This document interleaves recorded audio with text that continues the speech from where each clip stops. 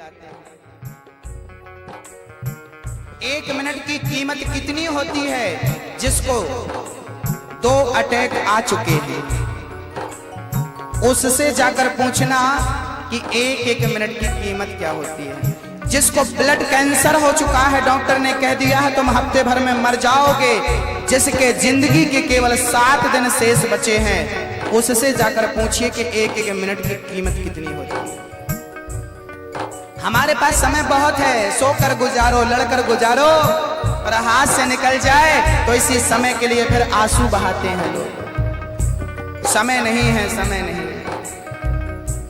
पैसा इतना कमाना है लोगों को कि पत्नी के लिए समय नहीं है, बच्चों के लिए समय नहीं है। पैसा साथ में नहीं जाएगा, लेकिन हमारे द्वारा बिखेरा हुआ प्यार, कहते हैं व्यक्ति मर जाता है पर उसका प्यार अमर रहता है, अच्छाइयां अमर रहती हैं। एक बेटा था, बेटा बड़ा लापरवाह था, मां की बिल्कुल नहीं सुनता था, लेकिन मां की सेवा नहीं करता, मां को गालियां देता था। अचानक मौत आ गई, यमराज जी आ गए, चल भाई चल, जाने लगा और कोई नजर नहीं आया। यमराज से कहता है 1 मिनट का समय दे दो, मां से बात कर लो। अभी तक समय था, मां की याद नहीं आई, समय हाथ से निकल गया, मां याद आने लगी। क्यों? मौत के पहले ना पूरी पिक्चर दिख जाती है कि हमने इतने पाप किए हैं और इनकी सजा भोगनी है, इसलिए व्यक्ति की अकल ठिकाने लग जाती है। उस बच्चे को जब पता चला कि तेने मां की सेवा नहीं करी और इस पाप के कारण तुझे कई वर्षों तक नरक में बहुत भयंकर कष्ट उठाना पड़ेगा, तब उस मां को याद करता है और कहता है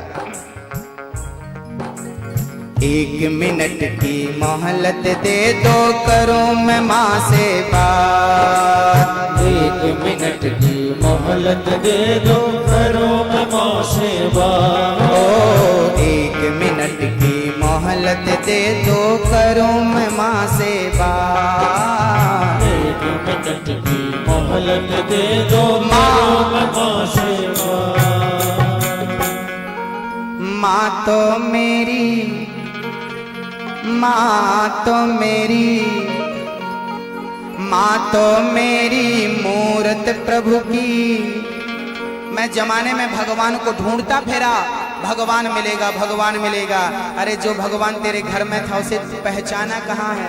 मां तो मेरी मूरत प्रभु की, साक्षात भगवान की मूरत थी ये, साक्षात भगवान मेरे पास था मां के रूप में, पहचान कहाँ पाया मैं?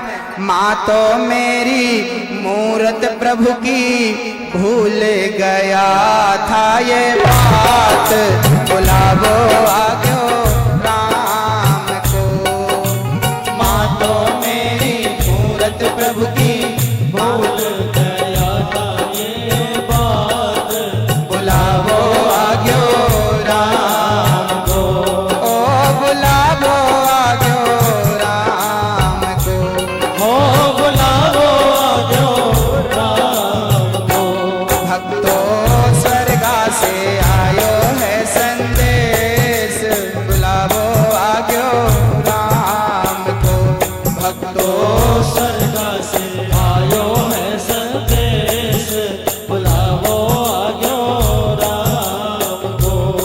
एक अंतिम लाइन, बुलावा हमारा आ गया, चलो हम चलते हैं। तब हमारे साथ सभी लोग भगवान से कहेंगे बुलावा जब हमारा आएगा, उस समय की ये बात है। आ गया बुलावा, आ गए यमराज जी। हमने यमराज जी से कहा कि नहीं यमराज जी 1 मिनट का समय दो, हम अपने कन्हैया से कुछ कहना चाह रहे हैं।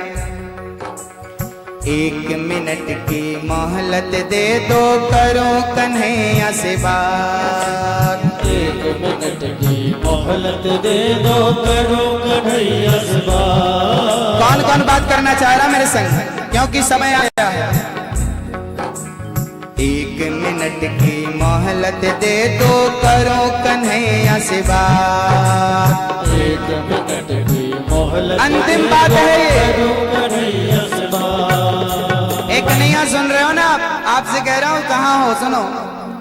1 मिनट की मोहलत दे दो, करो कन्हैया से बात।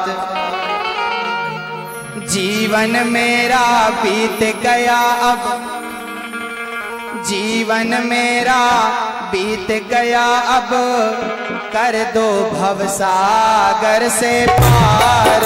बुलावो आग्यो राम को। जीवन मेरा बीत गया अब, कर दो भवसागर से पार। बुलावो आजो राम को। ओ बुलावो आग्यो राम को। ओ बुलावो आजो राम को। हाँ बुलावो आग्यो राम को। ओ बुलावो आजो राम को। भक्तो स्वर्गा से आयो है संदेश, बुलावो आग्यो राम को। भक्तो स्वर्गा से आयो है संदेश, बुलावो आजो राम को। भक्तो स्वर्गा से आयो है संदेश, बुलावो आग्यो राम को। भक्तो स्वर्गा से आयो है संदेश, बुलावो आग्यो राम को। आ गया बुलावा, आएगा तो स्थिति ऐसी ही होगी। इसलिए जो समय बचा है उसका सदुपयोग करना सीख लेना। हाँ, झगड़ा मत करना, प्यार करना। झगड़े से कुछ नहीं मिलने वाला। जिंदगी बहुत थोड़ी है, ईश्वर का दिया प्रसाद है ये समय, उसका सदुपयोग करना है। बिना झगड़े के, बिना लड़े हुए बहुत प्रेम से आप अपने गृहस्थ जीवन को आनंदमय बनाएं, सुंदर बनाएं, मधुर बनाएं। तो आज से कौन कौन पत्नियां अपने पति से झगड़ा नहीं करेंगी? नहीं करती थी तब भी हाथ उठाइए, नहीं करेंगे तो भी हाथ उठाइए। कौन कौन से पति अपने पत्नी का सम्मान करेंगे, आज के बाद झगड़ा नहीं करेंगे, खूब प्यार करेंगे? जरा उठाओ हाथ, हमें बता दो। दादाजी उठाओ, प्यार नहीं करोगे अपनी डॉक्टरी से? उठाओ उठाओ भैया। हाँ, आप में से कौन कौन सेवा करेंगे बड़ी अपने पति की? उठाओ। हम सबके पति भगवान भी हैं, याद रखना। हम नारियों के 2 पति हैं। जमाने का पति साथ छोड़ दे तो जगन्नाथ हमारा पति है, उसके शरण में चले जाना। तुम हो एक अगोचर सबके प्राणपति, वो पति हैं, वो रक्षा करते हैं, वो सब जानते हैं। समाज झगड़ा ना करें, आप सभी लोग प्यार करें। यदि आप सब अपने माँ बाप की सेवा करें तो बताइए हमें वृद्धाश्रम बनाने की जरूरत पड़ेगी क्या? हम बिल्कुल नहीं चाहते कि हम वृद्धाश्रम बनाएं, लेकिन आज माँ बाप बड़े परेशान हैं, बड़े दुखी हैं, अपनी संतान से परेशान हैं।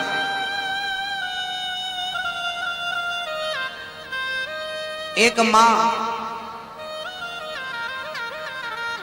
हमसे मिली और अभी भी वो फोन करती रहती है, हम फोन से बात होती रहती है मोबाइल से। उन माँ के भी बच्चे हैं, 2 बेटे हैं, 2 बहुएं हैं, बढ़िया बेटे नाती पोते सब, पर एक रोटी भी देने को तैयार नहीं है बहू। पता नहीं क्या हो जाता है बहुओं को, ये सास को देखना पसंद नहीं करती। किसी सज्जन ने हमसे कहा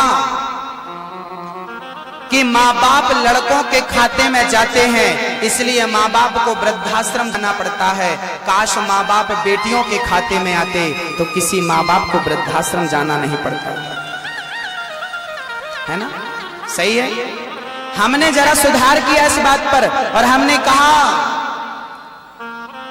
कि माँ बाप यदि बेटियों के खाते में जाते तो बेटियां कभी वृद्धाश्रम नहीं जाने देती। अरे भाई, आपके खाते में आपके सास ससुर हैं तो आपकी माँ माँ होती है, आपका पिता पिता होता है। अरे जितना प्यार अपनी माँ और जितना प्यार अपने पिता से करते हो, बस इतना प्यार जिस दिन अपने सास और ससुर से करोगे, कोई भी माता पिता वृद्धाश्रम नहीं जाएगा। आपके खाते में जो नहीं है उसकी कामना करती हो, जो है उसकी वैल्यू कहां है, उसकी इज्जत कहां है? कितनी माएं हैं बहू पानी देने को तैयार नहीं। आप में से ऐसी कोई बहू हो है क्या? ऐसी बहू सास को पानी भी नहीं देती?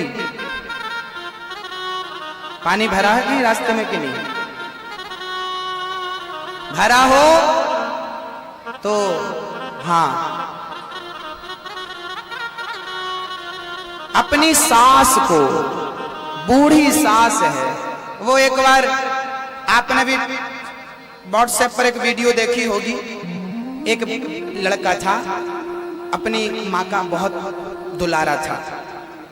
एक माँ बहुत प्यार करती थी अपने बेटे और अपनी बहू से, लेकिन जानते हो क्या हुआ? वो माँ ना, उसको ना लकवा लग गया। 80 साल की उम्र में सूखी माँ बिस्तर में पड़ी। बेटा बहुत सेवा करता, माँ का कपड़ा चेंज करता, माँ को बहुत प्यार से नहलाता धुलाता, माँ की सारी सेवा करता। लेकिन जो बहू थी ना, वो जरा अच्छी नहीं थी। बहू ने सास को कैसे परेशान किया, सास बोल नहीं पाती थी तो बहू क्या करती, ये टीवी पर भी आपने वीडियो देखी होगी, सच घटना है। बहू आती, देखती कोई नहीं है तो सास को उठा करके खटिया से पटक देती, कम मरेगी बुढ़िया।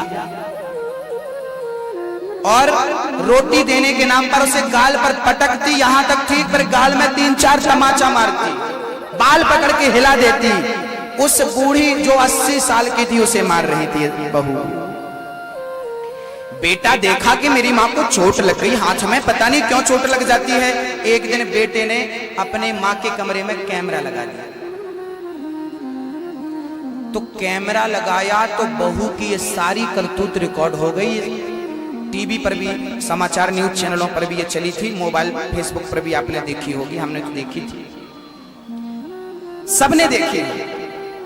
वो बहू कभी मुझे मिले तो मैं उससे हाथ जोड़कर कहूं तू कितनी महान है, गोल्ड मेडल मिलना चाहिए तुझे, जो तेरी सास बोल नहीं पा रही है,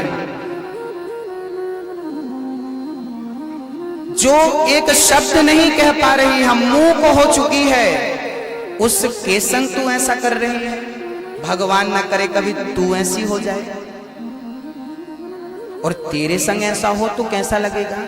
और तेरे संग अब ऐसा होगा और इससे ज्यादा होगा, क्योंकि ईश्वर के घर देर तो लगती है, अंधेर नहीं होती। उसकी लाठी जो होती है ना, आवाज भी बिल्कुल नहीं होती। हाँ मेरी माँ, जैसा कर रहे हैं ना वैसा हम दूसरों के लिए नहीं कर रहे हैं, वो हम अपने लिए ही कर रहे हैं। हाँ, आपका भी बेटा है, चाहती हो मेरी बहू अच्छी आए, मेरी बहू बहुत सेवा करे। जब तक आप अपने सास ससुर की सेवा नहीं करोगे, आपकी बहू आपकी सेवा कैसे करेगी? ये तो बताइए। जो बोया है वही ना काटोगे। पेड़ बोए बबूल का, आम कहां से आए? एक बार स्वामी विवेकानंद जी मेरे सपने में आए, बोले क्यों रे अनिरुद्ध क्या हो रिया है? मैंने कहा स्वामी जी ये देश रो रिया है। क्यों रो रिया है? मैंने कहा खाना चाहता है आम और बबूल बोरिया है, इसलिए तो देश रो रिया है। खाना चाहते हैं आम और बोते क्या है? बबूल। जैसी करनी वैसी भरनी, आज किया कल पाएगा, चढ़ता सूरज धीरे धीरे ढलता है, ढल जाएगा, आपका समय बदल जाएगा। जवानी का अभिमान ना करना, ढल जाएगी जवानी, बुढ़ापा आएगा और बुढ़ापा निर्भर होता है, सेल्फ नहीं होता। इसलिए अच्छे काम करो, माँ बाप की